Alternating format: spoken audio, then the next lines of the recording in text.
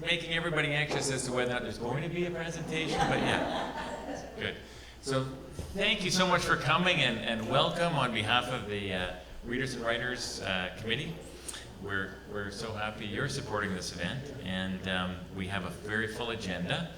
I'd like to begin by acknowledging that this event, this trifecta of excellent events, is taking place on the unceded and traditional territory of the Comox, Pentalach, Qualicum, and Scammon First Nation.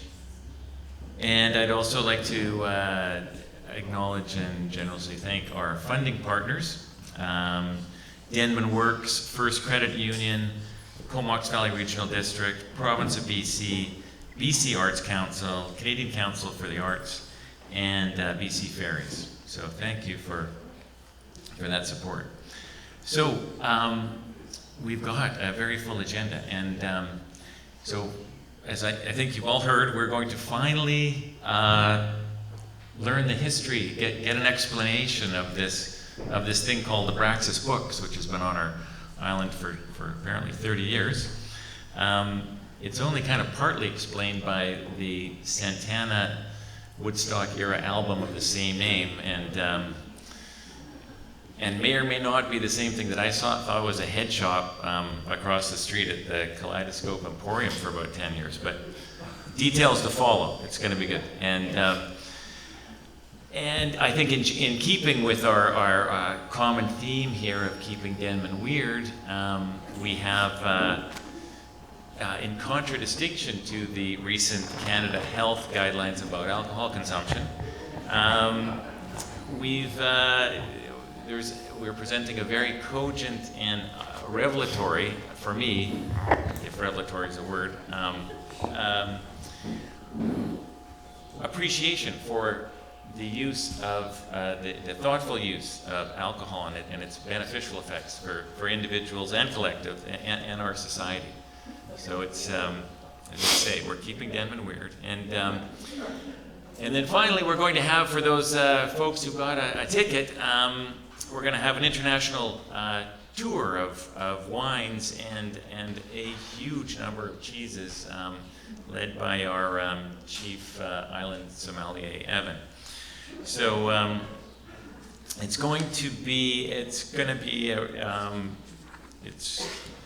unaccustomed as I am to public speaking. I don't have page 2. Okay. Nobody move. I will be right back.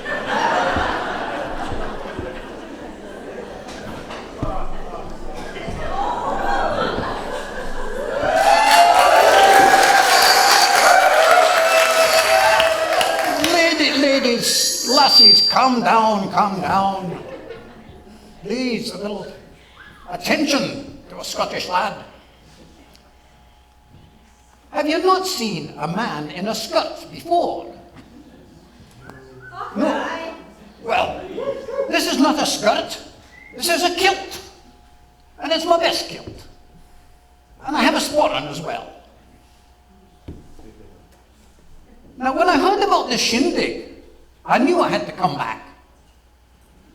Because it's such a great occasion to celebrate an independent bookstore with a 30th birthday.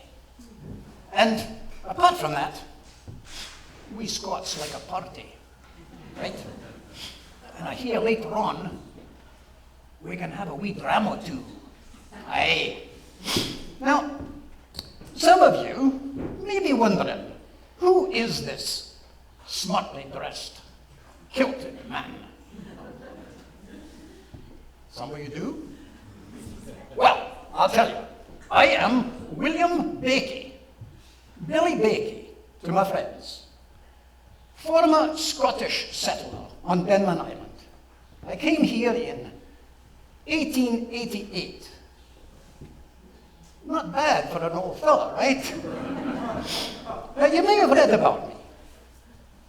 This is my daughter's book, My Ain Folk.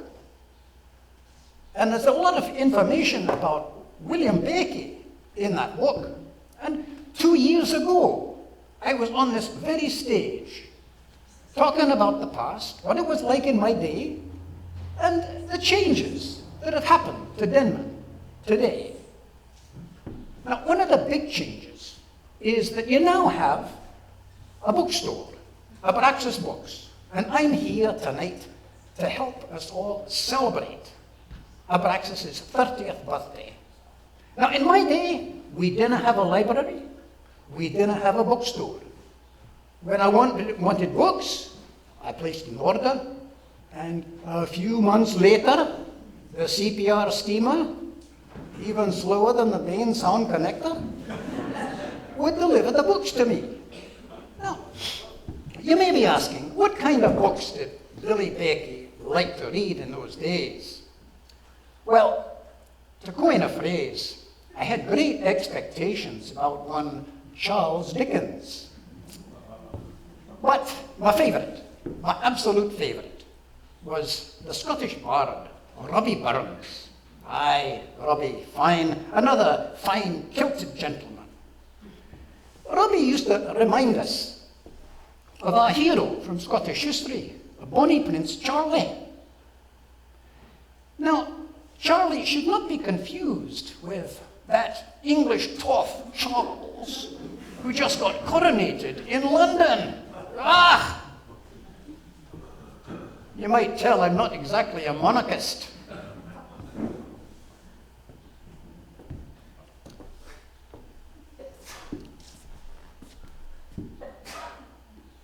Now, one of the things that Robbie was often asked when he wore his kilt, and it's an impertinent question, but it's a question that a lot of Scots get, right? What do you wear under your kilt? Have you heard that question before? Aye.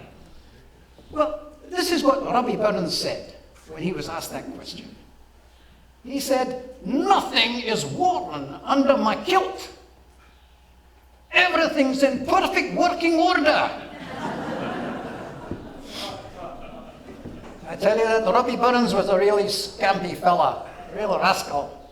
Let's get down to business now.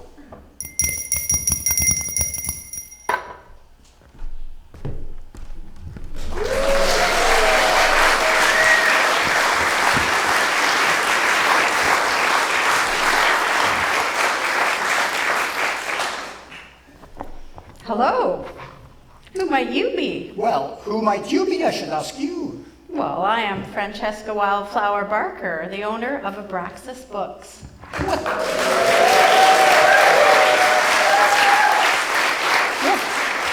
What a lovely name that is. Would you like me to call you Francesca or Wildflower? No, it's okay. Everybody calls me Tachi. You look rather familiar. Well, I'm William Beatty, or Billy Beatty, to my friends. Okay. And I think one of my young descendants, young Graham Isbister, Okay. has an ironmonger shop right next door to your bookstore. Is that right? Yes. They have the hardware store, and it is turning 30 years old as well this year. I think it just had its birthday.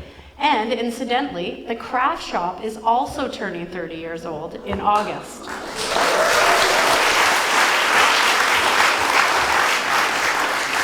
That's really good to know, but how did Abraxas get started? Well, I've been told from another owner that a man named Ron Mania was sitting in a coffee shop in Toronto reading the Globe and Mail when he read an article that stated that Denman Island had the highest percentage of university graduates per capita in all of Canada. So this is back in the early 90s. And he decided right then and there he was going to move to Denman Island and open a bookstore. And then Abraxas was born. A good idea from Toronto, very unusual. And how did you get involved? Well, I was working at Abraxas. I was part-time for my dad, Juan, and Leslie, and Sean and Corinne. They had kind of taken a step back, and Dad and Leslie were running it. And it became for sale. And a community member stepped forward, a community angel, and helped me buy it. And the store was going to just close if there wasn't a buyer, because the retirement needed to happen. So I was the lucky person that got to keep running Abraxas. I'm the 7th owner. Wow, what a stroke of good fortune that was. It was, very much so. But going back to the beginning of Abraxas, were you there when it began in 1993? You must have been very young then. I was 15 years old, actually. And the Abraxas' first location was in this building across the street. It was called a Kaleidoscope Market. Many of you probably remember it. And the Abraxas Books took up its first location there. And in this very hall, on May 1st, 1993, our most favorite band of all time was playing. So I was busy dancing up a storm, being 15 years old. Roots Roundup, just loud as can be. And Wendy, who was Ron Mania's business partner at the time, has told me that she was busy shelving books late into the night with the music blaring loud with her very good friend Deb Bishop, who is a postmaster now at the general store. What a bit of history. Yeah, and then it's up and running. So you became the owner, and how long have you been the owner now? I've been running the bookstore, for 5 years. And I love it. And what about, were there some other owners in between? Oh yes, of course, those other owners, no, just kidding. Those other owners, in my opinion, did the legwork to get this store to 30 years. They worked tirelessly, they kept those books on the shelf, they volunteered and worked with the Readers and Writers Festivals for years, and they did it, as far as I'm concerned, and I congratulate them. For the ones that are in the audience and the ones that are not here, thank you so much. You got us to 30 years. Their names, and I can't forget their names, right? There's Juan and Leslie, Juan being my dad, and Sean and Corinne. And I think they're off island at the moment. And Wendy Phillips, she's incidentally a librarian and runs the whole library system somewhere out in the Kootenays. Just so everyone knows. And what do you love most about being the owner? What's the funnest thing?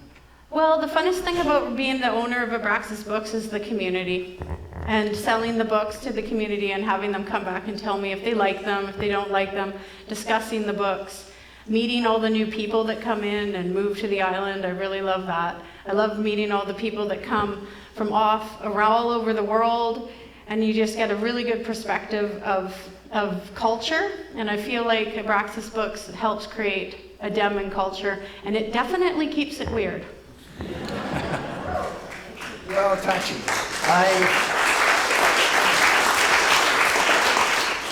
I think I've learned a lot about Abraxas tonight, and I think the audience has as well. And I know that they would want to join me in wishing you a happy birthday and congratulations.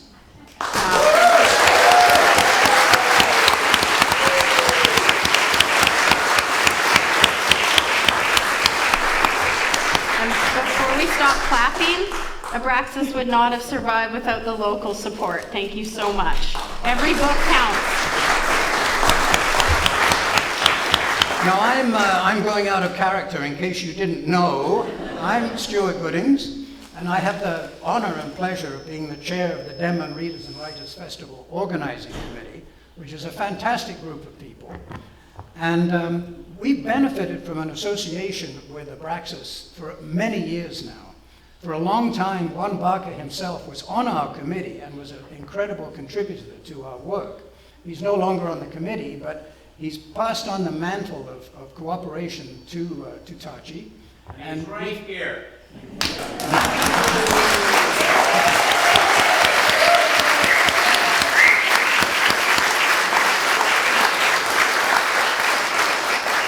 And the festival, which, as you know, happens July 20th to 23rd, simply would not be the same without Abraxas. Selling books, welcoming authors, just being part of an event which cherishes literature and brings people from the island and from elsewhere, on Vancouver Island and elsewhere, to Denman Island. So we're really proud of our association with Abraxas Books.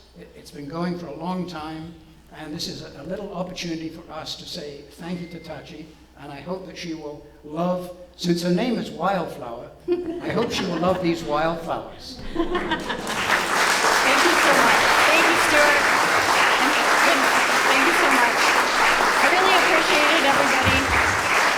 We love our little store, and we really appreciate the local support. I can't stress that enough. Woo-hoo, love you all. Thank you.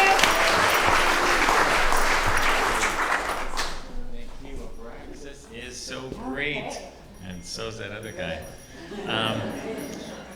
And yeah, their books are great. And you know, I gotta just say as an aside, when I read a great book from Abraxas, or just when I read a great book, I don't know about you guys, but I might share it with my partner, Deborah. We go to dinner right away. I might talk to a couple other people about it. But our friend and colleague on the Readers and Writers Festival, Brad Hornick, has kind of a different vision and scope when he likes a book. So if you're Brad, you might find that the author whose really interesting book is very popular and is not able to come to our festival. But if you're Brad, you might then make some kind of really great personal connection with the author, who in this case happens to be a very generous and inquisitive fellow, and with them create some kind of unique one-off event, kind of like tonight. And then if you're Brad, you might find, oh, there's Abraxas has got a 30th anniversary at the same time. Maybe we should combine that, and then maybe we should do something symbiotic with that, like maybe do like a wine and cheese thing that no one's ever done. Yeah, let's. And if you're Brad, you might have to go, well, I guess I got to convince 7 or 8 people on the committee to do a Serve It Right course with BC Liquor Control Board so you can do it. But yeah, just, you know, a little shout out to Brad, our friend Brad Hornick, because without creativity and energy, so if you want to learn how to say yes, just hang around, tag around with Brad for a while. So so on to the main event, which we are so fortunate to be able to present. I think my neighbors are here, Ian and Isabel, and I think they would say, I know they'd say to me, hey JC, you don't actually seem to need another good reason to open bottles of wine when we're joining you guys for dinner. But I would say, no, actually, this revelatory book, I looked it up, revelatory is a word, that has some really wonderful, good, clear reasons that we're probably experiencing, just not consciously. And you know, the book is a tour of anthropology and sociology and history. I really, really enjoyed it, and neurobiology. And actually, I'm not sure why I'm talking about the book, because the author of the book is right here, and he's going to tell us about it. So Edward is a distinguished academic and author. His formal academic background is from the Bay Area, a couple of degrees from Stanford and UC Berkeley. And he is currently a professor of philosophy at UBC School of Philosophy. And so Edward, I think, take it away from here. I think he's got a PowerPoint presentation, also hopefully a little time for some dialogue as well.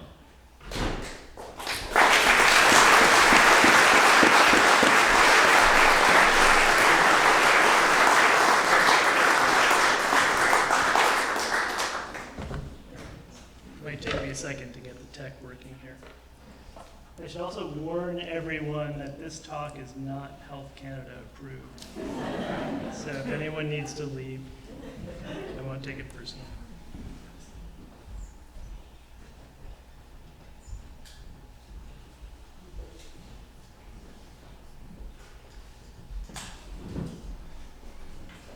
All right.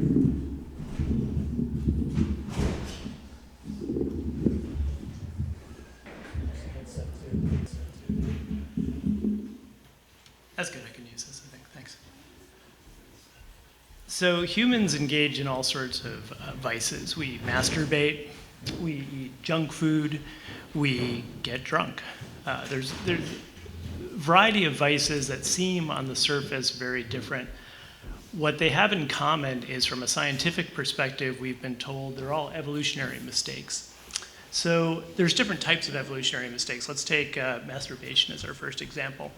This is a classic example of a evolutionary hijack. So the standard, if you open up a Psych 101 textbook, the standard story you're going to get about masturbation, about orgasms, is that it's a hijacking of a brain network. So evolution uses pleasure as a way to get us to do things that our genes want us to do. The orgasm's the best thing that can happen to you. And there's a reason that evolution keeps its biggest carrot for the thing it's supposed to be for, which is reproductive sex. So the adaptive, to talk in evolutionary terms, the adaptive target of the orgasm is reproductive sex. It's the genes getting to get copies of themselves into the next generation. Now, some humans and other animals have figured out that they can light up this reward network. They can get the same reward for all sorts of wildly non-reproductive hijinks. So it's like a rat figuring out that it can get cocaine delivered by pushing the lever. We start pushing the lever. Evolution lets us get away with this because it actually doesn't really care about perfect. Evolution's happy with good enough. And the system that it's set up produces enough offspring that we're here to talk about it. So evolution, in the case of mistakes like this, and this is a classic example of us hijacking a reward network, if the cost is low and the basic adaptive target gets met, evolution's not going to worry about it too much. So that's a hijack. Another type of evolutionary mistake is a mismatch. So in a mismatch, we have a reward that's delivered for an adaptive target that was adaptive in the past. So we have a taste for sugar and fat when we encounter sugar and fat, salty treats like chips. We like to gorge on them. For most of our evolutionary history, this was very adaptive. These things were in short supply. If you were able to find them, you should eat as much of them as possible. So this was a good system. It actually worked quite well until very recently. So this only became maladaptive when we started to have access to this, right? This is not Photoshop. This is actually really a thing that I found on the internet. It's a milkshake, hamburger, donut, waffle. So in a world filled with these things, this taste for sugar and fat becomes a problem, and it becomes a very costly problem. So unlike masturbation, you may not have gotten the memo on this, it doesn't cause you to go blind. It's not harmful. This is harmful. This causes diabetes, obesity, all sorts of health problems, heart problems. But it's relatively recent and it's very geographically constrained. So in this case, we have a mistake that's very costly, but it's really only a problem in the rich industrialized world. There's still plenty of places in the world right now where getting enough sugar and fat is a problem. So in this case, costly mistake, but very recent and not very widespread. So again, in this case, evolution really hasn't had time to worry about it. So let's talk about alcohol. Health Canada would tell you alcohol's just like these other ones. It's a mistake. So the classic story you're going to hear if you open a Psych 101 textbook and you want to read about intoxication or addiction is typically going to be the hijack story. So I think the standard story is ethanol happens to trigger a reward network in our brain, not for any good reason, it's just a mistake. And we figured this out. So it's like the rat pushing the lever. We get this pleasure jolt from drinking alcohol, but not for any adaptive reason. There are also a variety of mismatch theories circulating around. So ideas that maybe it was adaptive to like to drink beer because beer in some parts of the world is safer to drink than water. So when you ferment water, you purify it. That's the dirty water hypothesis. There's the biological ennoblement theory, which is that when people moved from being hunter-gatherers to agriculture, they went from eating very rich diets, mixed diets of meat and vegetables and fruits, to eating very monotonous diets of mostly bread. But if you take bread and you ferment it, you take grain and ferment it into beer, you add micronutrients. The yeasts add micronutrients, and this may have been an important way to keep people's health up in otherwise monotonous dietary situation. So there are these mismatch theories floating around out there. What I'm arguing in my book Drunk, and what I'm going to argue to you tonight, is that neither of these stories can be correct, neither the hijack or mismatch mistake theories. And that's because our taste for intoxication is ancient, costly, and dangerous. So let's talk about Costly. Again, masturbation is pretty safe. Alcohol can make you go blind, though. Alcohol can cause all sorts of problems. It could damage your liver. It raises your cancer risk. We know very well from Health Canada all the problems that are associated with alcohol. And these problems have been around for a very long time. So from the earliest writings we have people complaining about the dangers of alcohol. We have writings from ancient Egypt, from early China, where the fall of dynasties is blamed on overindulgence in alcohol, where alcoholism is seen as a huge problem. So alcohol is physiologically costly. It's actually quite physiologically dangerous for you in a variety of ways, and it could be socially very costly. It can lead to behaviors that are socially costly.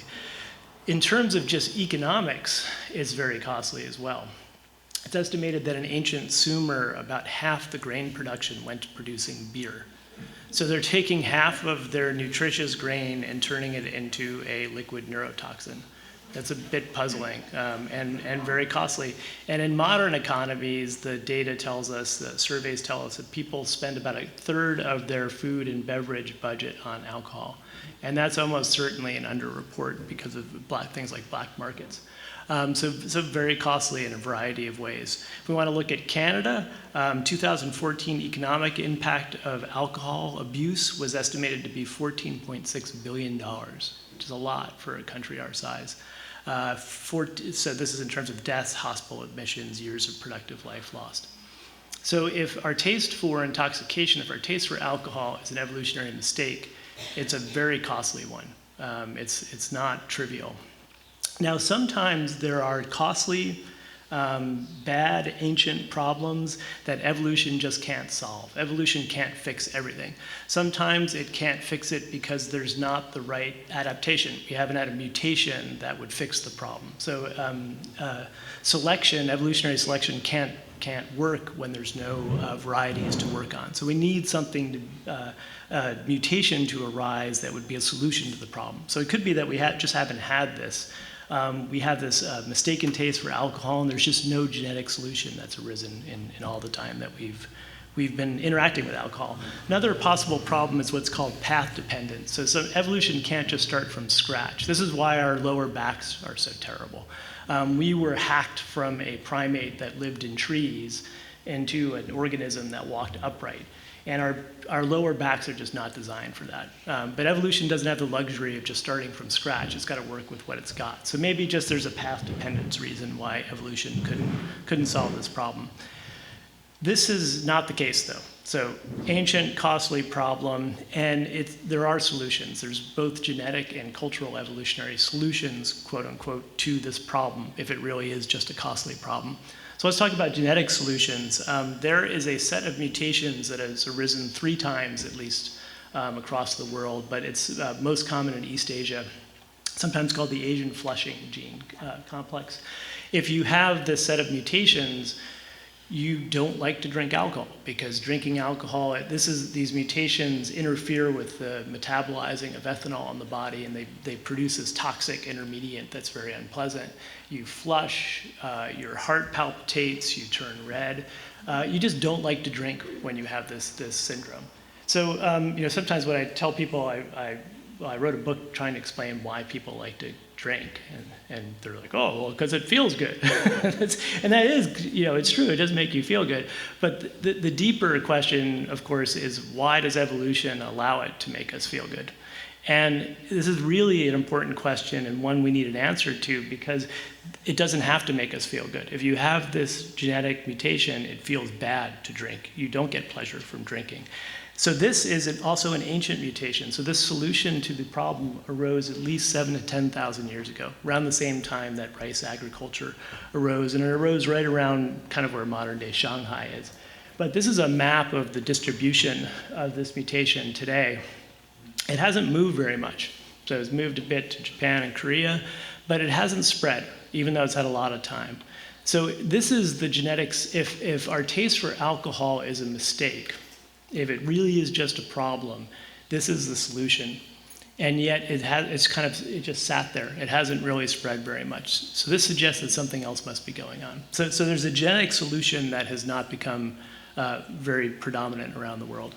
Let's talk about a cultural evolution. Cultural evolution is very powerful, it's very fast, it can be targeted by people, which is one of the big advantages of it. So do we have any cultural evolutionary solutions to the problem of alcohol? Of course we do. Prohibition, right? For as long as human beings have been making alcohol, they've been trying to ban alcohol. My area of specialty is early China. One of the earliest legal statutes we have from ancient China is a prohibition on alcohol production and consumption on the pain of death. And this is engraved on a tripod that's in a tomb that's full of booze containers. It's the dominant find in ancient Chinese tombs is alcohol consumption vessels. And this was no different. So the Chinese were not deterred by this rule. And the Americans weren't either with prohibition. I guess Canada tried it out too. So if alcohol is a problem, a cultural group that succeeded in banning it should do great, right? That thing I showed you with the stats for 2014 in Canada, we wouldn't have any of those costs, right? We'd do so much better economically. There are cultural groups like this. So there are religious groups that ban alcohol. And with varying degrees of seriousness and thoroughness, but religions like Islam, various forms of evangelical Christianity, the Church of the Latter-day Saints, Mormonism bans alcohol. These groups, freed from the costs of alcohol, should just sweep through the world and take over everything. And yet they haven't. So just like that genetic map I showed you, here's a cultural evolutionary map that shows you how far this cultural evolutionary mutation, if you want to think of it that way, prohibition, this is where it is right now in the world. Again, it hasn't spread very much. And this is puzzling if alcohol, our taste for alcohol, is just a cost. You'd expect that groups that banned it would succeed. In the book, I tell the story about this encounter, I think it's the 9th century or so, between an Islamic traveler and a band of Vikings. And if you want two different approaches to alcohol, those are the two polar opposites, right? And the Islamic envoy is horrified by the drinking. He says, the Vikings are incredible. They just drink day and night. They fall down drunk. They count themselves as lucky if they haven't recently killed a friend while drunk. He's horrified by this. He's of course, completely a teetotaler. What I like about that story is you have these two cultures colliding very long time ago. One of them doesn't drink, one of them drinks in crazy excess. The one that didn't drink should have won. Everyone should be Muslim now, and they're not. Or everyone should be part of a religion that bans alcohol, and that's not the case. And the Vikings actually went on to do pretty well. It's a pretty large percentage of people in Northern Europe are descendants of Vikings. So as someone who looks at human behavior through an evolutionary lens, so I look at lots of otherwise puzzling behaviors through an evolutionary lens. My previous work has looked at religion, kind of all sorts of strange things we do in the name of religion. Whenever you see costs, lots of costs, individual level costs, physiological costs, social costs, and you see solutions that could get rid of those costs, and yet those solutions don't have any uptake, or they have very limited uptake, it makes you think something else has got to be going on. There's got to be something on the other side that's balancing out those costs and keeping this behavior or this taste, this predilection, in both our genetic and cultural repertoires. And so when I look at our history of use of alcohol, there's got to be benefits on the other side that are paying for these costs. So what could these be? Crucially, they can't be pleasure, because evolution doesn't care about pleasure. It doesn't care our pleasure. It cares about using pleasure to get us to do the things it wants us to do, but it doesn't care if we're happy or not. In fact, it's probably better if it wants us to be a little unhappy and striving all the time. So it can't be pleasure. The benefits have to be something that counts in the currency that matters for evolution, which is adaptive value. So they have to be functional benefits that actually help us succeed as either individuals or groups. To understand what some of these benefits might be, we have to understand what a weird species we are. We're the only species that produces and consumes intoxicants, chemical intoxicants, and I think that's partly because we're a very weird species. We're a very weird form of ape. One of the weirdest things about us is how dependent we are on tools. So we are completely dependent on technology, to the point that our body, we physiologically adapted to technology. Our digestive tracts and our jaws and our teeth are adapted to eating cooked food. We couldn't survive on raw food anymore because we've adapted to this technology, fire. So we're completely dependent on technology, which means that we're completely dependent on innovation. The environment's constantly changing. You have to be adapting your tool sets to new situations. Probably more importantly, you're competing with other cultural groups who have their own tool sets, and if they're exploiting the environment better than you are, you're in trouble. So we're dependent on tools, and we have to be constantly innovating those tools. We have to be inventing new ones, combining them in new ways, which means that we're really dependent on creativity. Unlike any other species, probably the thing we need the most is creativity, problem-solving creativity, the ability to kind of connect things that otherwise might not seem connected. Now, it's interesting when we talk about human creativity because it declines with age. So the developmental psychologist at Berkeley, Alison Gopnik, has done these very clever experiments with children through teenagers and adults, where she gives them these essentially creativity tasks. They have to solve some problem where the solution is very counterintuitive. It involves you looking at something in a very unusual way. And what she's found is that 4 or 5-year-olds are great at these tasks. They do a great job. They can immediately solve these creativity problems. And our ability to solve them declines in a more or less linear fashion as we age. And in the book, what I do is lay next to that graph of our performance on creativity tasks another line, which is the maturation of the prefrontal cortex. So our decline in creativity seems to be a result of this part of our brain finally developing. So the prefrontal cortex is the last part of a human being to develop. It doesn't fully develop until you're in your mid-20s, which is why teenagers are so dangerous, right? My daughter's 16, and I try to explain to her, you've got basically all the pieces, you've got more or less adult brain, body, except for this really crucial part, and that's gonna get you into trouble. And what's interesting, whenever you see, it's weird how long it takes the prefrontal cortex to mature, and I think it's clearly the development is getting slow-walked by evolution because there's a kind of trade-off involved. There's a reason it takes so long for this part of our brain to fully mature. Prefrontal cortex is crucial for being a successful adult. It's the center of cognitive control. It's what allows you to stay focused on tasks, delay gratification, control your emotions. It's what allows you to stop a dominant tendency and retrain it into something new. It's what allows you to acquire new skills, new abilities. So we need to have this as adults. And yet it seems to interfere with lateral thinking and creativity. So this seems to be the trade-off, is our ability to focus and stay focused on a task makes us less able to see possibilities along the fringes. And the problem is we need to be focused on tasks in order to make, let's say, manufacture tools. But to come up with new tools, we also need that lateral thinking. So what do we do about this? Kids, of course, are great at lateral thinking, but they're useless otherwise, right? This is why anyone who's had a kid or even seen a kid, they can't tie their shoes, they can't get to school on time.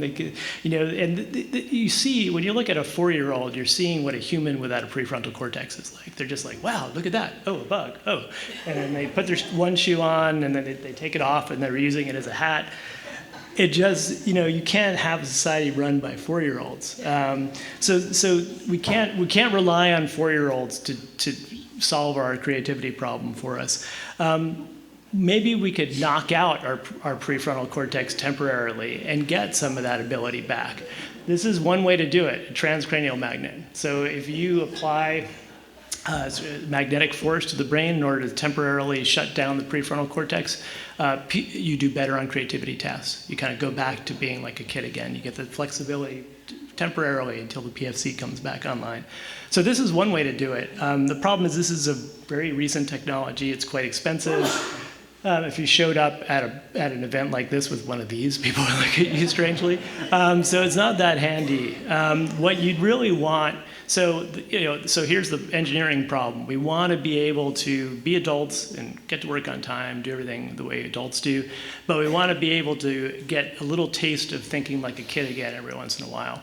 So we need a technology that's like a transcranial magnet in function, but it should be low tech, easy to discover, easy to transport. It would help if it tasted good and paired well with cheese. So you see where I'm going here. This is what alcohol is. It is a cultural technology, at least one of the functions of it. It's a cultural technology that we've developed to temporarily enhance our creativity by decreasing the function of the prefrontal cortex. So alcohol does a lot of things to the body-brain system. It's been called a pharmacological hand grenade because it's like a kid hitting all the keys at once on a computer. It's a depressant, it's a stimulant, it's hitting different regions of the brain in different ways. It's got a bunch of different functions. So it combines in various ways the effects of meth and cocaine, Prozac, Valium, opium. These are all very specific drugs that target one network typically in the brain. Alcohol is hitting all of them in various ways. But the crucial function I'm going to put the most emphasis on tonight is this depression of the function of the prefrontal cortex. So one of the main effects of alcohol is to function like a transcranial magnet applied to your PFC. It just down-regulates your PFC a bit. And by doing so, it's then going to be able to free your mind up to engage in this kind of crosstalk that allows lateral thinking. So if you look around the world throughout history, you see this association of alcohol with creativity. It's always associated with artists, with poets, with writers. And what I argue in Drunk is this is not a myth. This is actually based on a real function of alcohol. It really does have the effect of freeing up our minds in at least a little bit and at least temporarily. Very interesting correlational study that looked at this was by this economist, Michael Andrews. He took advantage of a natural experiment in the US, which was prohibition. So we tend to think, at least I used to tend to think of prohibition in the States as something that was imposed all at once at the federal level. But it actually wasn't. It was imposed piecemeal at the county level over time. And so Andrews took advantage of that fact as a kind of, he's got now a variation that he can use as a natural experiment. So he looked at patent applications as a proxy of creativity at the county level, and then looked at what happened to patent applications when prohibition was imposed. And that's what happened. They plummeted. And so he thinks when you take away public drinking, so people after prohibition, people still made moonshine at home, they still would drink in their kitchens, but they didn't have social drinking anymore. Group cultural innovation plummets. And what he found, interestingly, is that it rebounds after about 3 years, and he attributes this to speakeasies. We figured out a workaround, a way to start drinking socially again. So this is correlational evidence.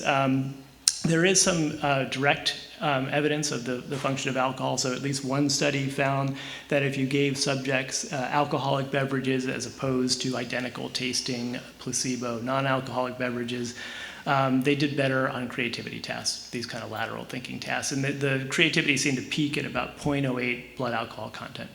So about when you should not operate motor vehicles, that's when you're kind of at your peak creativity-wise. And a lot of the functions that I'm going to talk about for alcohol seem to peak at that point, about 0.08. So this is about 2 drinks for most people. So that's one function of alcohol. It helps this ape that's dependent on creativity regain this creativity that it loses when it becomes an adult.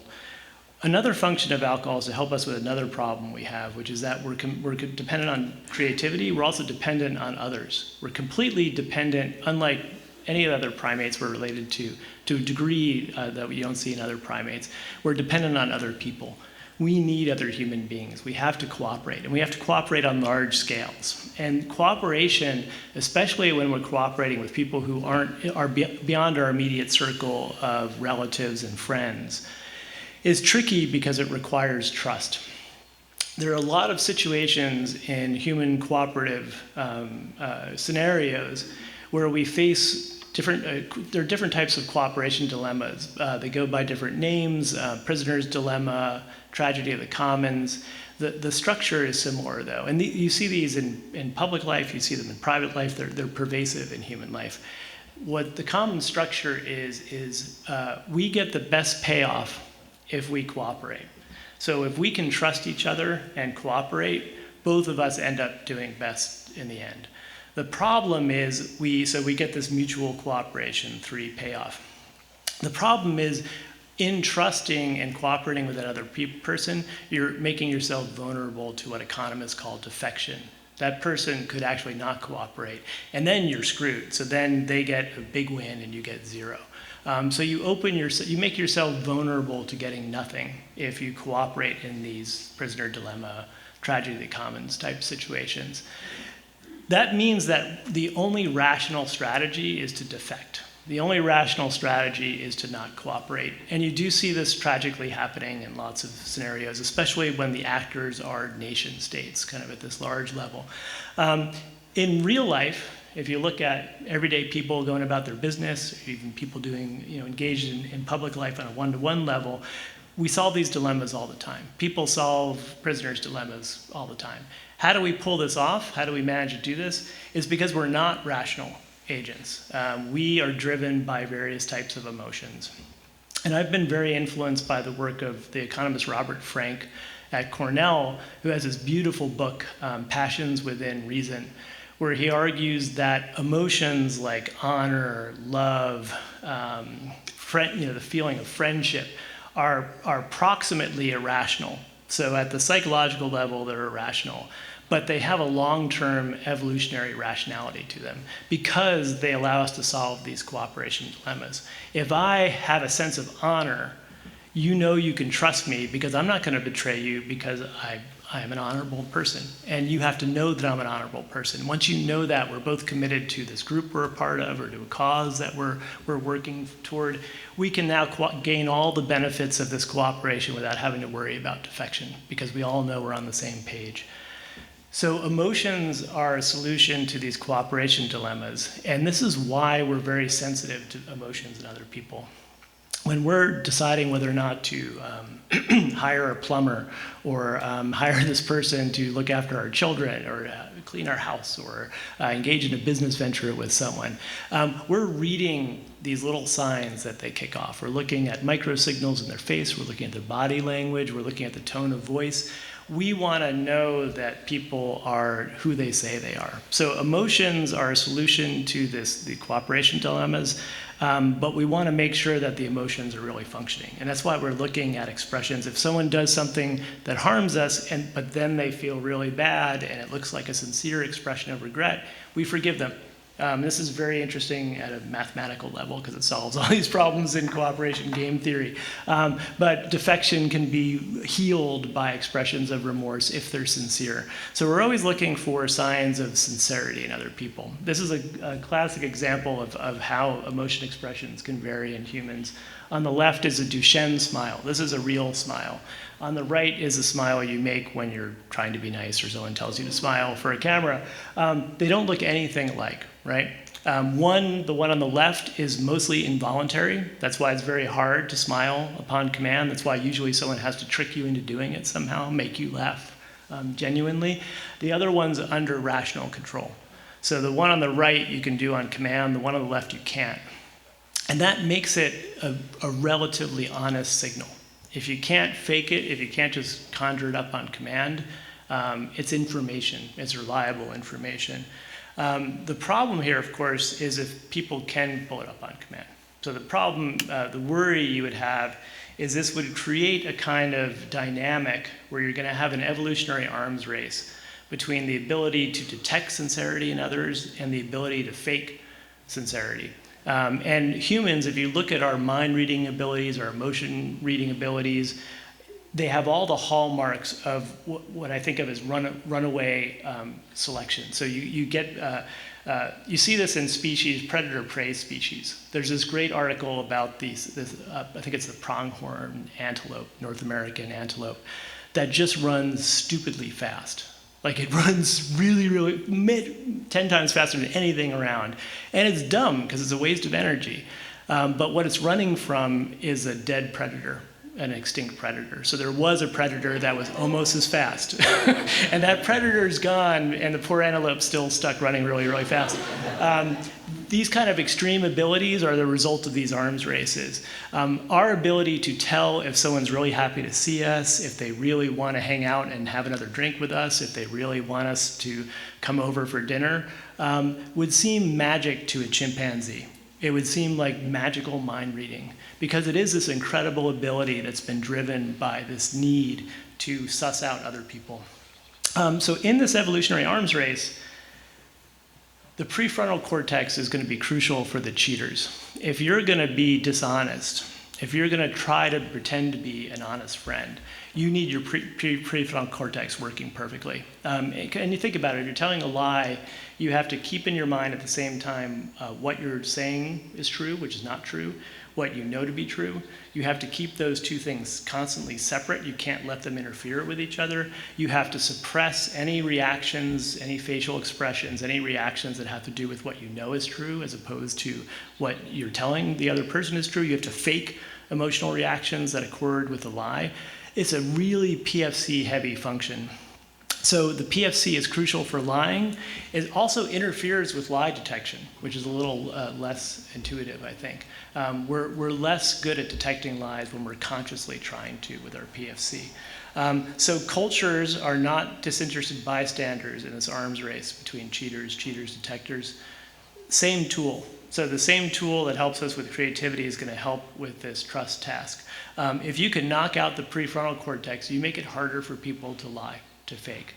And you make it easier for people to detect lies and faking.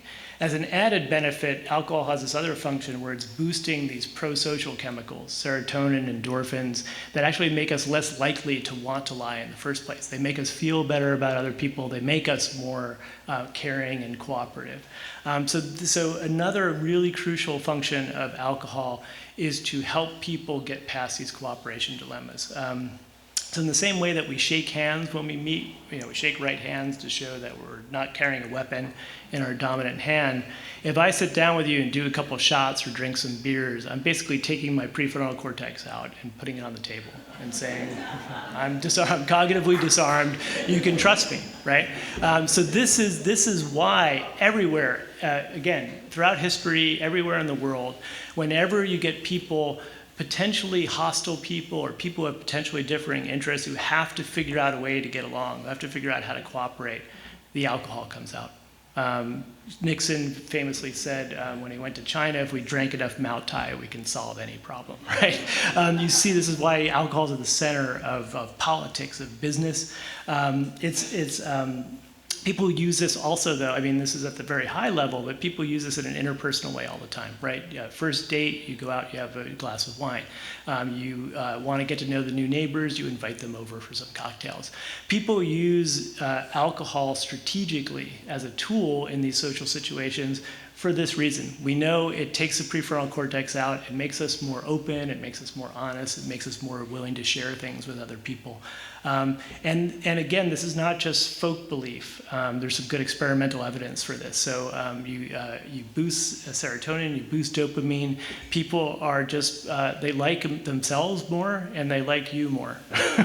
They also think they're more handsome and you're more good looking, which is a nice side effect. So there's something behind the idea of things like office parties as team building exercises. It's not completely crazy. I mean, you don't need cocaine slides and reindeer when some of these things go awry. But again, there is some good experimental evidence that if you put people in a room and you have them try to cooperate or form a group, if you give them alcoholic beverages instead of identical tasting placebos, they report liking each other more, they report feeling more bonded to each other. These are the subjects in the alcohol condition. Those are all Duchenne smiles. And they all reported feeling bonded, liking the others more, and being more willing to cooperate with them on mutual projects. So this idea that alcohol is a kind of social lubricant and tool for bonding is not just a myth. It actually has some good evidence behind it. This is also why when Skype was invented, I can remember when Skype was invented, everyone said, well, business travel is just going to disappear. Why would I fly from London to Shanghai to sign a contract when I could just do it over Skype? And yet it took a global pandemic to have any effect on business travel. And now it's rebounding now that the pandemic's receding. Why is this? If you're going to cooperate with anyone for anything more complicated than just buying some paper clips, you want to sit down with them over a meal and some alcohol to get a sense of who they really are because of these cooperation issues. Every contract's got some wiggle room in it, and you want to know that you can trust these people. So this is why people like to meet in person. So we've got these costs, these very real physiological costs, social costs to alcohol, but we've got to see, and it's something that I think we have a kind of folk notion about, we kind of maybe know intuitively, but I don't think we've ever really articulated it before. We've got these really important benefits, and there's a host of them. So I've pointed out two of the most important, but there are other ones like stress reduction. There are individual level benefits to alcohol as well. This is why our history with alcohol is so ancient. So this is a stone carving from probably about 20,000 years ago, the Venus of Lausanne. And some commentators say that she's playing a musical instrument. She's playing a horn. But if she's doing that, she's holding it the wrong way, right? It's not how you blow a horn. She's drinking, right? She's drinking something out of this cup, and it's not water, right? An artist is not going to commemorate someone quenching their thirst. It's some kind of ritual intoxicant, no doubt. In fact, this kind of the ancientness of intoxication has led some archaeologists to conclude, this is this so-called beer before bread hypothesis, that it's the standard story. In the same way we've been told our taste for alcohol is an evolutionary mistake, we've been told our making of alcohol is a mistake. So we had agriculture first, we had excess grain, we left it sitting around for too long and it fermented and we tried it. Then we had beer. That's what I was taught. That's always what I thought. If you look around the world in places like present-day Turkey, this is not actually what you see in the archaeological record. What you see, this is a site called Göbekli Tepe. It's probably 12, 13,000 years old. It's way before agriculture in this region. And what you see is hunter-gatherers coming from all over this region, gathering at this ritual site, erecting this incredible monumental architecture that we don't know anything about the religious beliefs that were behind this. But what we do know is they were coming together, building these structures, and getting wasted and feasting. So we have remains of bones of antelopes. They were having these huge feasts, and there were these big vats that contained liquid. At this site, we don't have chemical residue, but we know that people were making beer in the region, and in some cases, probably beer laced with hallucinogens to give it a little extra kick. So this led to the archaeologists concluding that what motivated people to settle down and start agriculture in the first place was not the desire for bread. It was the desire to get high, to get drunk, to make beer. And you see this pattern all over the world. The first crops that are cultivated seem to be chosen for their psychoactive properties and not for nutrition. And so in this sense, there's a very literal sense in which our desire to get intoxicated led to civilization. And then once it led us to civilization, it helped us adapt to civilization in various ways. So this is why, if I'm a historian, I see this in China, but you see it all over the world. I don't know any culture that doesn't use a chemical intoxicant in some way, in this socially the way we use alcohol. In places where they don't have alcohol, they substitute something that's functionally very similar. Kava, sometimes cannabis, sometimes tobacco laced with hallucinogens. But the fact that alcohol is almost ubiquitous, and when it's not present, it's replaced with something that has a very similar function, is again a very, in my view, powerful piece of evidence that alcohol is doing something for us. It's having a function. It's not just a random vice. This is what we're kind of like naturally. Our closest relatives are chimpanzees, they're apes. These are selfish, solitary. They cooperate with kin and some friends, but they don't build things like this. They don't make bookstores. Human beings are weird because that's our biology. We have primate biology. And yet, if you look at how we cooperate, we look like social insects. We cooperate on a scale and with an intensity that looks like ants or bees.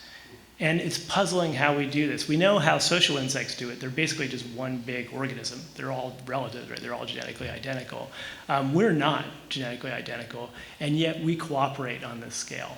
How do we do that? How do we take the square primate peg and pound it into this round social insect hole? We need cultural tools to do it. Religion's one of them, is one of the arguments I've made in my previous work, but alcohol is another of them. And ideally both at once. They work really well in conjunction. So the ancient Greeks believed that Dionysus was a god, that the gifts he gave were crucial to civilization. And I think we need to regain some of that insight.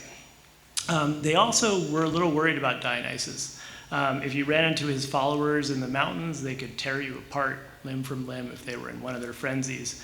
The gifts that he gave to people were often double-sided as well. So he's the one who gave Midas the golden touch, which didn't work out for Midas very well. For almost all the functions of alcohol that I talk about in the book, there are dark sides. So great social bonding, social lubrication also leads to tribalism and bro culture and kind of hostile workplaces. Relaxing your prefrontal cortex is great if you want to relax with some coworkers and friends. If you're a violent, unpleasant person, I want your prefrontal cortex in full working order. I don't want you relaxing that thing at all. So it leads to all these it can lead to negative consequences. Releasing inhibitions can be a very negative thing. So for almost all the positive functions, there are potential negative sides. We have historically mitigated that because alcohol has always come with two safety features. You can think of it as a couple airbags that have always come with alcohol. Every culture that I know of has had, or historically has had, both of them. One of them is just the natural limits of fermentation. So we have winemakers, I think, on this island. Alcohol can only get so strong through natural fermentation. At a certain point, the alcohol causes the yeast to shut down. So for most of our history, we've been drinking relatively weak beers and wines. So 2 to 3% ABV beers, fruit wines maybe a little stronger. All of this goes out the window when we figured out distillation. So and this happened very recently. In Europe, we didn't have widespread access to distilled liquors until like the 1700s, 1600s, 1700s. So I'm telling a story that starts 10 million years ago with these primate ancestors that adapted to eating fruit that was on the ground. This is a blink of an eye evolutionarily. We suddenly got access to this incredibly powerful form of alcohol that is much, much more dangerous. We're just not adapted to drinking something. So when you can do distillation, you basically, you take off the safety feature and you could get 90-something percent ABV vodkas and tequilas and things like that. That is a form of alcohol we've never had to deal with historically, and it's a much more dangerous form of alcohol. So that's one safety feature that's been disabled. Another one is that alcohol has always historically been socially consumed. It's historically unheard of for you to have private access to alcohol. If you're drinking alcohol, you're doing it in a public setting that's ritually regulated, that has all sorts of very explicit and implicit rules about when you're allowed to drink, how much you're allowed to drink. The Greeks at their symposia had a symposiarch who was in charge of mixing the wine and the water to the right proportion and passing it around whenever he felt people needed it. If things were flagging, he'd pass around a little bit more, put in a little less water. He'd slow things down if he needed to. At Chinese banquets, historically and today, till today, you don't drink until someone makes a toast. You sit there with your alcohol at your side, and when someone makes a toast, then you're allowed to drink. Who can make a toast is very ritually regulated. Not anyone can do it. So this is a way for the host to control people's drinking behavior. Even in very informal situations, if you think about going to a pub with people, you typically drink in rounds. So I finish my beer too quick because I have problems with alcoholism and I'm prone to drinking too much. I gotta wait until you are done before we can order another round. Or the bartender cannot catch my eye when I'm trying to order another drink.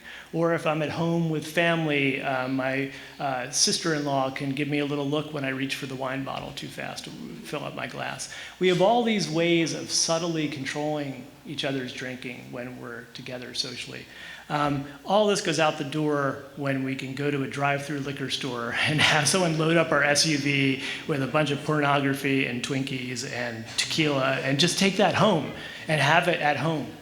This is so we have much more dangerous forms of alcohol, and we now have private access to them in a way we never did before. This is a really toxic combination, and it's very dangerous. And we saw this during the pandemic. So problem drinking, you'd never get human subject approval to do this, but it just happened that suddenly, we all had to stay home and we couldn't go out. But you know what? You could get a taste of tequila delivered to you, but from the local taqueria.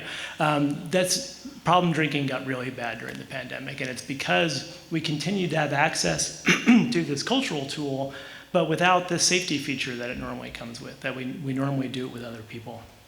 So alcohol is more dangerous now than it historically has been. We also have some new tools. Humans are very clever, and we adapt our tools to new situations. So there are various harm reduction strategies, mindful drinking, mixing a round of water with a round of alcoholic beverages when you're out. We also have access to new technologies like non-alcoholic beverages that taste like alcoholic beverages and actually taste kind of good. These are great because they give you a placebo high without the dangerous alcohol, without the ethanol. They're also great because they help solve this problem of how when alcohol is used socially and it's used as this bonding tool, it disadvantages people who don't drink for very good reasons. They're alcoholic, religious reasons, whatever. This levels the playing field. If people can mingle and be drinking a beer that looks like a beer but it's not beer, this is a helpful new technology. So alcohol is more dangerous, but we have new ways of dealing with those dangers, and hopefully we'll be able to mitigate this new peril that alcohol presents to us. So Dionysus is a god, a wonderful god, important for civilization, also potentially two-faced, potentially dangerous. So we have to appreciate the dangers, but we also need to see the benefits. And this is where I think the most recent Health Canada recommendations are absurd, because they're purely from a harm reduction standpoint without looking at any of the benefits. And they really seem completely blind to the fact that throughout human history, we've used alcohol as this very important tool to enhance creativity, to enhance bonding, to enhance trust, to decrease stress. I think there's a very real sense in which we wouldn't have civilization the way we know it without intoxication.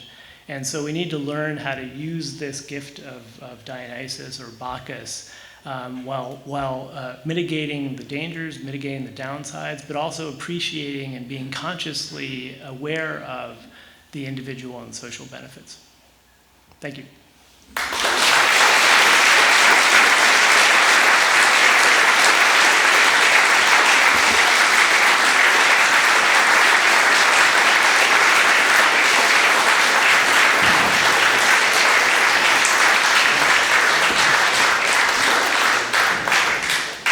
And so I think I'd have time for questions.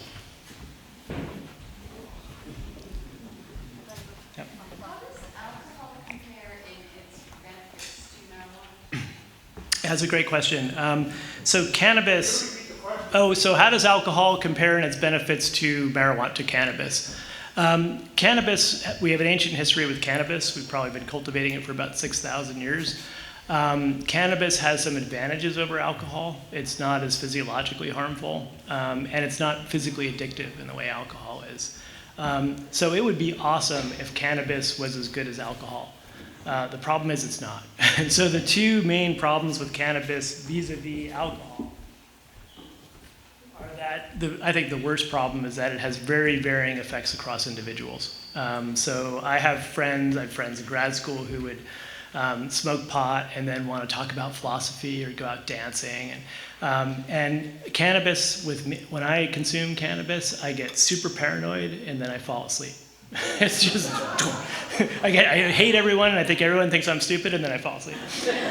So it's just not a socially useful drug. And if you got a group of people and you're all using cannabis and it's having these wildly different effects, it's not very helpful. So that's the main problem with cannabis. The other problem with it is it's hard to dose. If you're smoking it, you have to know how to kind of hold it in your lungs. People with different abilities to do that are going to get different doses. Notoriously, if you're eating it, the delay of onset of the functions is so long that you just don't know how much to take. And so you take an edible and you're like, I don't feel anything. How's it gonna take another edible? And then it's like, oh, that was way too much edible. So it's just hard to dose. Whereas with an alcohol, especially one that is traditional, that you've been drinking in your community for generations, you know precisely how to dose it. You know precisely when it's gonna wear off. And it's gonna affect everybody the same way. So I think those are the two downsides to cannabis, which is a shame, because it, in other ways, is a superior drug to alcohol. Yep. You mentioned that humans are hive-like, unlike ants or whatever, but how does alcohol help that become hive? So humans are hive-like. How does alcohol help with that? It helps us cooperate. It helps us overcome these cooperation dilemmas and trust one another in a way that ants don't need a tool to do that, because they're just genetically identical. They don't have to worry about trusting other ants. I have to worry about trusting you, because we're not genetically identical. And so alcohol is solving that problem of how can you get a group of strangers to bond together into a unit and then go into war and be willing to die, and to die to protect each other. Again, ants do that because they're programmed to do it. They have no problem doing it. Primates are not genetically programmed to do that kind of thing. We need help. And there's, again, different tools we use for that. Religion can help. There are other cultural technologies. But yeah, one of the crucial functions, I think, of alcohol is that the overcoming of suspicion and individualism that's natural to primates. And this opening up of this ability to function as part of a hive group, or a seriously bonded group. Yeah. Have you seen that Heineken commercials where they test two people, find out where they stood politically, and then they pair a feminist with a redneck, and they say, put this IKEA furniture together, and then sit down and have a drink and talk about their differences. They bonded by putting the furniture together. They bonded by putting the furniture together? Yeah. Yeah. More. They braved the talk in the cooperative way with the hearing. Mm-hmm. The cooperation got established with the furniture together. Yeah, so cooperation, there are lots of ways to get cooperation going. So furniture building would be great. Have your neighbor over when you get your IKEA flat pack delivered. How do you get your neighbor to do it? I think a Heineken is how you get your neighbor to come do the flat pack with you. So I think that's, it just pushes the problem back of how you would get people to cooperate to do the furniture building. This issue, though, of political divisions, there's this, I think it's interesting. I'm going to write something about this at some point. I think that I read an article about for instance, Washington, politics in Washington. In the olden days, there was a lot more drinking in politics. So we would yell at each other in Congress, and we would posture for the press, but we'd end up at the same bars at the end of the night, and we'd drink together. That seemed to play some function in tamping down this kind of really toxic partisanism, where you don't just disagree with someone, you think they're bad and they're evil and they have bad intentions. Removing alcohol from politics, which has been done for lots of good reasons, like created a hostile workplace especially for young women. There were a lot of downsides to it, but one unintended side effect may be increasing partisanism, because people now have their own partisan bars they go to, and they don't drink together the way they did in the old days. So there is something to be said for occasionally, breaking bread and also having a couple of beers with your enemy. It helps you humanize them and potentially be able to cooperate with them more than otherwise. Yeah. Just off of that, given that a huge portion of the world's population is not Christian, what do you make of Jesus' first miracle being turned into wine? Yeah, that's my favorite miracle, and my partner actually said when I was writing the book, you have to talk about the Jesus thing and water and wine. And so the conclusion to the book starts with the Jesus story, and I love it because it's a great story for the book in so many ways. So if people don't know the story, Jesus and his mom are at this wedding, his disciples are there, and they run out of wine. And which is like the fact that that's an emergency is very revealing, right? And Jesus' mom is like, Jesus, you got to do something about this. This is not good. And he doesn't want to, right? Because he doesn't want to show his powers yet. But his mom's like, this is an emergency. Do it. And so he does. He goes back, turns the water into wine. And my favorite detail of it is that when it's served, everyone's like, this is amazing wine. And the one who's the caterer essentially is like, yeah, I violated the policy of serving the best stuff first. I saved it for last. And I love it that ancient people knew that too. Like when you have a dinner party, don't let people drink the good stuff at the end of the night. So these little tidbits. But yeah, and it's interesting because, alcohol has been central to Christianity, right? Not just that miracle, but the sacrament, is all focused on wine. So it's a weird, I had a question from someone the last talk I gave in Nashville. In the Bible Belt, this guy was like, what do you make of the Bible Belt and the fact that Christians are, certain types of Christians are so against alcohol?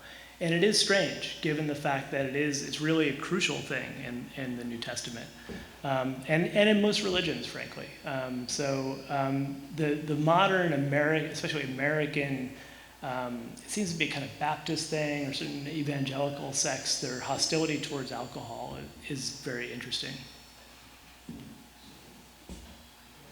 Do animals look for rotten fruit to get high? There's a debate about that. There's a debate. The question is if animals look for rotten fruit to get high. Some people think they do. Some people think it's just an accident. But they do get high. So it affects. So this idea that ethanol's targeting a part of our brain that makes us intoxicated and also feel good, that's part of the story. It really does do that, and it does it with other species as well.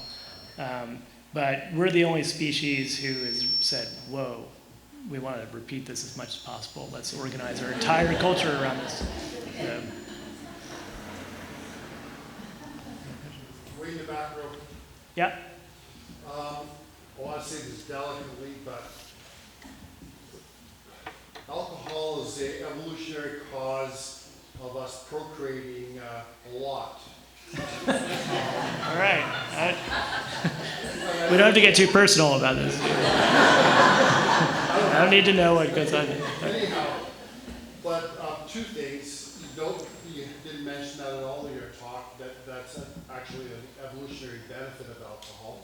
And could that also be a reason why Asian flushing hasn't spread through the world? Because, sex doesn't happen unless you get drunk.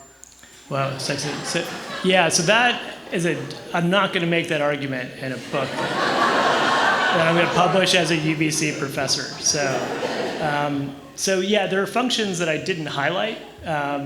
One of them is certainly the case that if you decrease inhibitions, I actually talk in passing at one part of the book about this function. So the way that couples use alcohol as a tool for instance, moving from the work day into leisure day at home, which could involve some other stuff besides watching TV, right?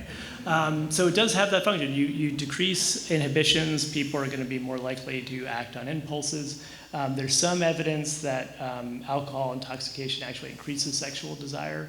That could be one of the functions as well. But it's a tricky one to talk about just because of the association of that function with date rape and toxic use of alcohol on university campuses. I think it's in there in the mix, but I also it's one that people tend to kind of know about. I wanted to focus more on these, what I think are actually the bigger, more important functions that maybe we kind of intuitively sense, but we never really articulate. So the functions of creativity and bonding in a pro-social way. There's another question in the back row here. Okay, yeah, I'm sorry, I can't see much in the back. Over here. Yeah. The prefrontal cortex being shut off by alcohol, I was curious if mushrooms have a similar effect and why, similar to the marijuana question, why would that be bigger Yeah, that's a great question. So do mushrooms, does psilocybin do the same thing, and why wouldn't it be a bigger effect? First of all, it is a bigger effect. It is similar. So it decenters the brain in a way that allows crosstalk between regions that don't normally talk, radically enhances creativity. Do you know Michael Pollan's book? So I love this analogy he gives of, he says, psychedelics are to cultural evolution what mutagens are to genetic evolution. So they just shake up the snow globe, right? So you get this crazy variation. And most of it's going to be garbage. And so in the book, I talk about experiences I had in my 20s in San Francisco involving certain substances. And in one of those experiences on Mount Tam, I wrote an essay proving that truth is the color blue. And it was about 20 pages long, and it had diagrams and footnotes, and I was sure that this is it. I was a PhD student at the time. I was like, they're gonna not just give me my PhD, they're gonna make me a full professor, because I've solved this problem. And I woke up the next morning and I was like, oh yeah, I'm not gonna publish that.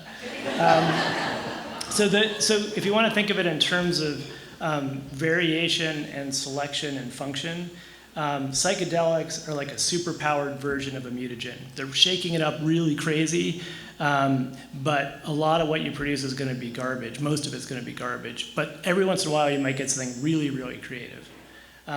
Alcohol's a gentler shake of the snow globe, so you're not going to get as much creativity, but more of it's going to be useful. So that's one difference. The other difference is that psychedelics, similar to this problem of dosing and effect, they really completely dissociate you from reality for a really long time. And that's not useful in a social drug. So we're not going to meet after school for drinks to talk about, our next collaboration and drop acid. It's not going to work very well. And we're not going to drop acid at the end of the day to relax. So it's just psychedelics are too strong, and they dissociate you from reality too much to be the kind of everyday intoxicant that cultures need. And what you see, interestingly, is cultures know this, and historically, psychedelics have been used forever and all over the world as well. Typically, it's either one social class that uses them, so there's a group of shamans or priests who are the ones who do the psychedelics. Everyone doing them, you do it like once a year or twice a year in this big ceremony that's overseen by people and has some structure to it. So psychedelics can be used socially by cultures, but they're so powerful they have to be used in a very different way than ethanol is. Microdosing might change that, but we don't know that much about it. Yeah, so we just don't know much about microdosing yet, but it's possible. So in the book, I talk about the fact that now that if we understand what the functions of alcohol are, we might be able to adapt previous drugs to be functionally better, as with microdosing, or we might be able to invent a whole new drug that is just like ethanol, but isn't addictive and doesn't harm our liver and increase our cancer risk. And that would be great. The problem there, though, is that alcohol is not just a cultural tool, it's culture. And most of the cuisines, for instance, I know about around the world are deeply tied up with some form of alcohol. It's hard to imagine, Italian cuisine, it's always some specific shape of pasta and some specific sauce and then specific wines that have been grown there since the beginning of time. So it's hard to imagine that changing. It's hard to imagine someone in Rome sitting down to cacio e pepe and then taking a microdose of psilocybin. You're gonna want like a nice red from Lazio. So I don't think that's gonna change things completely. You touched on some of the, I guess I'll call them the social ills of alcohol. But one of the things I'm wondering about is the increasing number of children born with fetal alcohol syndrome, or infected alcohol, and then the increasing number of people who are dealing with alcohol addiction, and the number of lives ruined that way. You touched on some of the social costs there. Mm-hmm. Yes, so I appreciate your book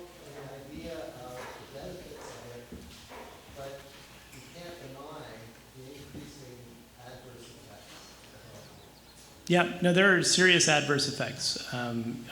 Fetal deformations, toxic syndromes, alcoholism. It's estimated that a pretty significant percentage of the population, estimates vary, it could be as much as 10% of the population can't drink safely. They have genetic propensity to alcoholism, and when you have that kind of propensity, it's hard to drink safely. I think the increase, I don't know the stats on this. If it's increasing, I would suspect it has a lot to do with the removal of those two safety features. So the fact that we have access to distilled liquors are super dangerous. They're really, I like cocktails, but if I could create a world where we didn't invent distillation, I would want to live in that world instead of the one we live in. They're just very dangerous, and you can immediately, most of the benefits I talk about kick in at about 0.08 BAC. If you're drinking a traditional beer that's like 2 to 3% ABV, you can drink that all day long and never get beyond 0.08. If you're doing shots of tequila, you can blow right past 0.08 and into dangerous kind of blackout territory in 15, 20 minutes. So I think part of this is this new dangerous form of alcohol, and practically I think that means we have to treat it differently. I think distilled liquors should be regulated completely differently than beers and wines. I think there should be a different drinking age for distilled liquors. And I think the strategy of health organizations around the world, what they want to do is do to alcohol what they did to nicotine, which is just make it culturally taboo and then regulate and tax it out of existence. That may not be a bad strategy against distilled liquors. I think they would be a better target for that than beers and wines. And then also the fact that when you don't have cultural, the kind of historical cultural norms around alcohol, consumption becomes much more dangerous. And this is why you see when alcohol is introduced to communities that didn't have alcohol before. So with European contact, when you have Europeans showing up in North America, in this region of the world, when you see them showing up in parts of the Pacific where they didn't have alcohol, and they're bringing rum, they're bringing distilled liquor, things get really ugly really quickly. And it seems to be a combination of the fact that you've got this really dangerous form of alcohol, and you've got populations that have no cultural norms about consuming it. They don't know how to consume it safely. So yeah, I talked, the whole last section of the book is about the dangers of alcohol. One of the reasons I didn't talk about that more is because I don't think we have a dearth of people talking about that. I think that's all that people talk about in public policy circles. So what I was trying to do with this book is say, yeah, all that stuff is true. This is the whole point of the book is this is a poison, and it's really dangerous, so why do we use it? So the premise itself is this is in some ways a bad substance. It's bad for us in some ways. And yet we use it, and we have throughout history all over the world. Why? Why is that? And I think understanding that helps us make more intelligent decisions about public policy. Even very concrete things like with the pandemic. Bonnie Henry's got to decide, well, do we allow bars to stay open? In her calculus, she's thinking, well, here are all these costs. Now there's the added cost of, it's going to spread COVID, so no way. But what she's not thinking is, well, by shutting down bars, I'm probably interfering with group creativity. I'm interfering with communities bonding. I'm interfering with these functions. If she had explicit access to the positive side of the ledger, I think she'd make a better decision. And that's all I want is for, in these public discussions we have, we worry about alcoholism, we worry about liver damage, we worry about cancer risk. We're already doing that. I just want us to also be aware that there are these things on the other side of the ledger. And we could, at the end of the day, seeing both of those things, say, it's still not worth it. That could be a rational response. But I think right now, the problem is we're flying blind. Scientifically, anthropologically, historically, we're just not seeing the whole picture. So in focusing more on the positive stuff, I'm just trying to do it as a corrective to public discourse. That was an amazing.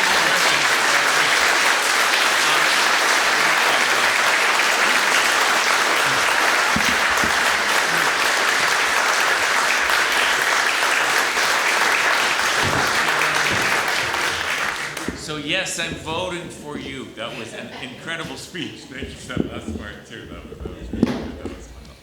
So we wanted to leave you, that was amazing. So Ted, we wanted to leave you with a memento of our great island, of our wonderful island. So it's our pottery tour weekend. Oh, great. And there's a fellow made this who actually was one of the people who started the pottery tour back. He's been producing pottery for more than 40 years. He fired up his kiln, Bentley LeBaron. His last firing was this week. Well-renowned, very well-loved, well-respected. And so we want you to have a bowl from his. Hey, thank you very much. Thank you. Hey. Thank you.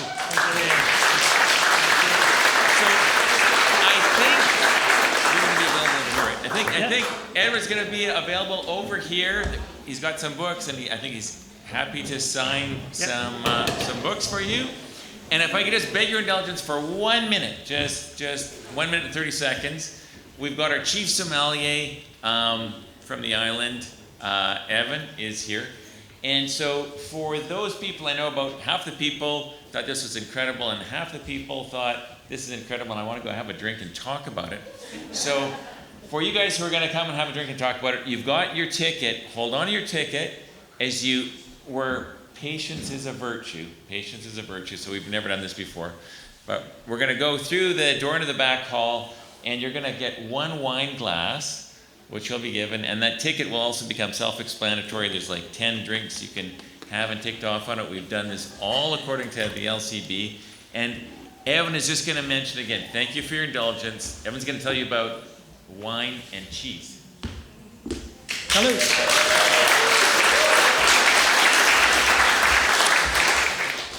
This is a little bit like going to work, except you're not lined up. So I'm feeling uncomfortable. But if you got in a line, I'd be okay. I made some notes, but I'm not going to talk about them. I'm not going to talk about the wine because tonight is an adventure. It's some education, maybe a wine that you haven't tried.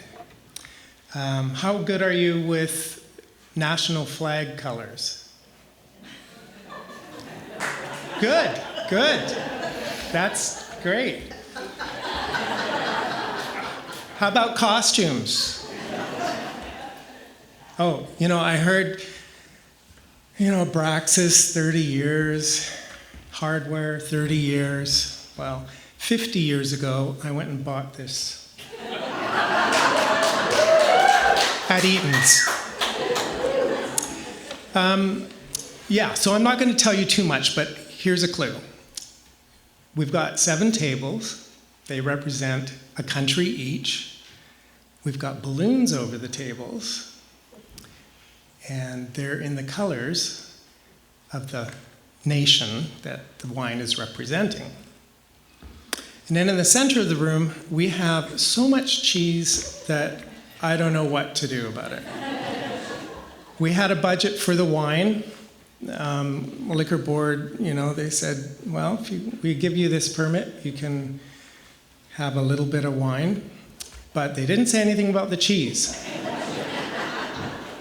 So we've got a lot of cheese, and we've got a lot of breads. And I've got a little chart. So it shows the wine, the cheese, and the suggested bread. So each table, which is going to be in the center of the room, has this. You can take a look at it. And then I'm going to tell you how it's going to work. You're not going to touch anything until we give it to you. Okay? It's food safe. I was going to ask everybody, who went to the market this morning? A few people, yeah? Who did some gardening today? Lots of people. Okay, so you're all pretty dirty. So don't touch the food. We'll give it to you. So we've got 4 cheese hosts. Do we have any cheese hosts that are here? Okay, cheese hosts, get out of the room.